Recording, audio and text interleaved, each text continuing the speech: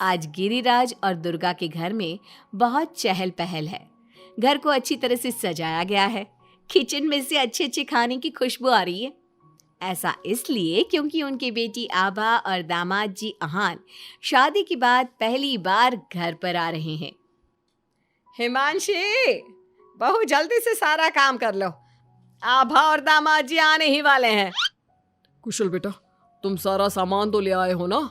और काजू कतली लाए हो या भूल गए? दामाद जी को बहुत पसंद है। हिमांशी और कुशल एक दूसरे से बहुत प्यार करते हैं और अपने माता पिता की सारी बातें मानते हैं। लेकिन जब से कुशल की बहन आभा की शादी हुई है, मानो उसके माता पिता के लिए उनका दामाद ही सब कुछ है। आभा और अहान घर पर आते हैं। सब उनका स्वागत करते हैं। आभा और हिमांशी किचन में खड़ी होकर बातें करती हैं। आभा, कैसे है तुम्हारे ससुराल वाले? तुम्हारा मन तो लग रहा है ना वहाँ? और अहान जी तुम्हारा ख्याल रखते हैं या नहीं? पता नहीं भाभी, कभी तो लगता है कि ठीक है, कभी तो लगता है कहाँ फंस गई। जैसे भैया आपकी मदद करते हैं, आपका ख्याल रखते हैं, अहान ऐसे बिल्कुल भी नहीं है। अरे इतना मत सोचो तुम। शुरू शुरू में थोड़ी दिक्कत आती है, लेकिन बाद में सब ठीक हो जाएगा। चलो बाहर चलते हैं। हिमांशी और आभा चाय नाश्ता लेकर बाहर आई। सब लोग आपस में बात करने लगे, लेकिन अहान बहुत घमंडी तरीके से बोलता है। आपका घर तो बहुत बड़ा है ससुर जी, आपका और कुशल का बिजनेस भी बहुत अच्छा चल रहा है, तो आप लोगों ने दहेज देने में इतनी कंजूसी क्यों की? अरे दामाद जी, कैसी बात कर रहे हो? आपके परिवार ने जिस जिस चीज की मांग की थी वो सब हमने आपको दिया है। अगर किसी चीज की फिर भी कमी रह गई है तो बता दीजिए।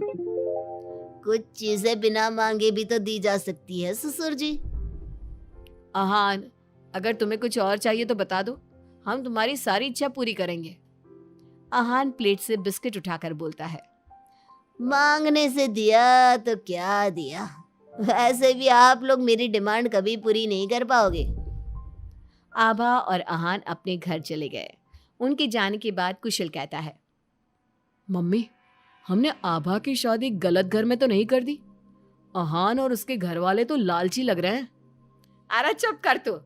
दामाद ऐसे ही होते हैं, तेरी तरह नहीं कि तूने अपने ससुराल वालों से कुछ नहीं लिया और हर समय अपनी पत्नी से चिपका रहता है। ऑफिस से थका हारा आता है और अपनी पत्नी के साथ घर के कामों में मदद करता है। मम्मी, दहेज लेना तो गलत बात है ना? और हमारे पास किस चीज की कमी है? मैं अगर हिमांशी का घर के काम में हाथ बटाता हूँ तो वो भी मेरा ऑफिस का बहुत सारा काम करती है। इसमें बुरा क्या है? पति पत्नी को एक दूसरे की मदद करनी चाहिए। बेटा, किसी चीज की कमी तो अहान के घर पर भी नहीं है, लेकिन फिर भी हमने उसे दहेज दिया ना। ना केवल दहेज दिया बल्कि उनकी जो भी डिमांड थी वो सारी पूरी की। और उसने क्या किया? आपके और मम्मी के सामने ताने सुनाकर चला गया। आप दोनों को इससे दुख होगा। अहान ने इसका बिल्कुल ख्याल नहीं किया। बेचारी आभा का तो चेहरा देखने लायक था। कितनी शर्मिंदा हो रही थी वो अपने पति की बातों से। इस तरह कुशल ने अपने माता पिता को समझाने की खूब कोशिश की, लेकिन उसके माता पिता अहान को ही सपोर्ट करते रहे।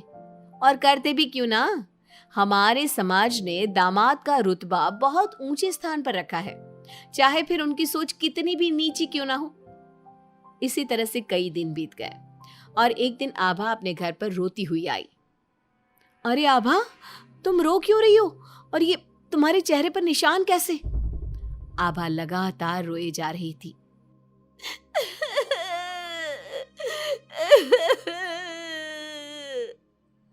अरे बता मेरी बच्ची, क्या हुआ है तुझे? मत रो इस तरह, मेरा तो दिल बैठा जा रहा है। क्या हुआ है बेटा? हिमांशी और दुर्गा के बार बार पूछने पर आभा ने बताया। मम्मी, मुझे अहान ने बहुत मारा है। क्या? दामाद जी ने तुझ पर हाथ उठाया? लेकिन क्यों?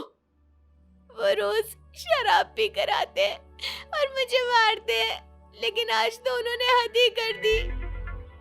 क्या अहान जी शराब पीते हैं? ये बात तो उनके घर वालों ने बताई नहीं थी। अरे कौन अपने बच्चों की कमियां बताता है? आने दे तेरे पापा को, वही बात करेंगे अहान और उसके घर वालों से। शाम को जब गिरिराज और कुशल घर पर आए तो उन्हें आभा का चेहरा देखकर बहुत गुस्सा आया, लेकिन वो करते भी क्या? आखिर अहान घर का दामाद है। पर आभा के चेहरे पर चोट के निशान देखकर कुशल से चुप नहीं रहा गया। कुशल ने फोन करके आहान से बात की। आहान, तुम्हारी हिम्मत कैसे हुई मेरी बहन पर हाथ उठाने की? तुम्हारी बहन घर में किसी की बात नहीं सुनती, जो उसके मन में आता है वही करती है। अब तुम ही बताओ, मैं कैसे चुप बैठ सकता हूँ? अगर वो किसी की बात नहीं सुनेगी तो तुम उस पर हाथ उठाओगे? मैं तुम्हारी तरह नहीं कि अपनी पत्नी के पीछे पीछे घूमता रहूं। अगर तुम्हारी बहन जरा भी टेढ़ी चली ना तो मैं उसे इसी तरह से मारूंगा। ये बोलकर आहान ने फोन काट दिया। ये सुनकर कुशल को बहुत गुस्सा आया। कुशल ने कहा, अब आभा अपने ससुराल नहीं जाएगी। आपने उसकी शादी गलत इंसान से कर दी। वो आदमी आभा के लायक ही नहीं है। अरे पागल हो गया है क्या? अपनी शादीशुदा बहन को घर पर बिठाएगा? लोग क्या कहेंगे? मम्मी, आपको अपनी बेटी की चिंता है या लोगों की? आहान हमारा दामाद है और घर में छोटे मोटे झगड़े तो होते ही रहते हैं। हमें इन बातों पर ध्यान नहीं देना चाहिए। हम आहान के माता पिता से बात करेंगे। आभा को आहान बिल्कुल पसंद नहीं था, लेकिन उसके माता पिता समाज के डर से उसे बार बार आहान के घर पर भेज देते थे। इस बार भी आभा को अपने ससुराल जाना पड़ा। एक दिन हिमांशी की तबीयत खराब हो गई तो उसने घर का काम नहीं किया। तबीयत खराब होने का बहाना बनाकर सुबह से लेटी है। तुझे इस घर में जितना आराम मिला है ना, दुनिया में किसी बहू को कहीं इतना आराम नहीं मिला होगा। तेरा तो पति भी तेरे साथ काम कराता है। देख मेरी आभा को, बेचारी कितना पिटती है अपने पति से और सारे घर का काम खुद ही करती है। शाम को जब कुशल घर आता है तो हिमांशी उसे सारी बात बताती है। तुम मम्मी की बात का बुरा मत माना करो। मम्मी चाहती है कि मैं उनके निकम्मे दामाद की तरह बन जाऊं, जो अपनी पत्नी की बिल्कुल भी इज्जत नहीं करता। लेकिन मैं ऐसा नहीं बन सकता। कुशल ने हिमांशी का बहुत ख्याल रखा और वो जल्दी ही ठीक हो गई। वहीं आहान आभा के साथ बहुत बुरा बर्ताव करता था। आभा के माता पिता ना तो आभा की बात सुनते और ना ही कुशल की। एक दिन आहान किसी काम के सिलसिले में शहर से बाहर गया हुआ था। वो जिस होटल में रुका था वहां उसे आहान दिखा। अरे ये तो आहान लग रहा है, मगर इसके साथ ये लड़की कौन है? कुशल ने वहां कुछ लोगों से पूछताछ की तो उन्होंने बताया, ये तो अक्सर इस होटल में अलग अलग लड़कियों के साथ आते हैं, लेकिन आप ये सब क्यों पूछ रहे हो? कुशल बिना कुछ बोले वहां से चला जाता है और घर आकर सभी को ये बात बताता है। लेकिन उसके माता पिता को तो इस बात से भी कोई फर्क नहीं पड़ा। अरे बेटा, इस बात को यहीं खत्म कर दो। हम आहान से क्या कह सकते हैं? आखिर वो हमारे घर का दामाद है। बेटा देख, ये बात ना आभा को मत बताना, नहीं तो उसे बहुत बुरा लगेगा। आप दोनों किस मिट्टी के बने हैं? दामाद दामाद कहकर आपने उसे सर पर चढ़ा दिया। मैं आपकी बहू के साथ अच्छा बर्ताव करता हूं तो आप मुझे झोरू का गुलाम कहते हैं। और आहान आपकी बेटी को जानवर की तरह पीटता है, आप तब भी उससे बात करने की हिम्मत नहीं करते। आप लोग बेटे और दामाद में इतना फर्क क्यों करते हो? बेटा, दामाद को तो सर का ताज समझा जाता है। हमेशा से ऐसा ही चलता आया है। अरे हमारे समाज ने ऐसे ही नियम बनाए हैं। चाहे वो आपकी बेटी के साथ कैसा भी बर्ताव करे, उसे जानवरों की तरह मारे पीटे। मम्मी, ये पुराने जमाने की बातें हैं। आजकल कोई पढ़ी लिखी लड़की इतना नहीं पीट रही जितनी हमारी आभा पीट रही है, वो भी सिर्फ आप दोनों की वजह से। मैं आज ही उसके ससुराल जाकर उसे सारी बात बता दूंगा और आखिरी फैसला उसका होगा। कुशल और हिमांशी आभा के पास जाकर उसे आहान की सारी सच्चाई बता देते हैं। आभा अपने भाई के साथ आ जाती है। घर आकर वो अपने पति को तलाक के पेपर भेजती है।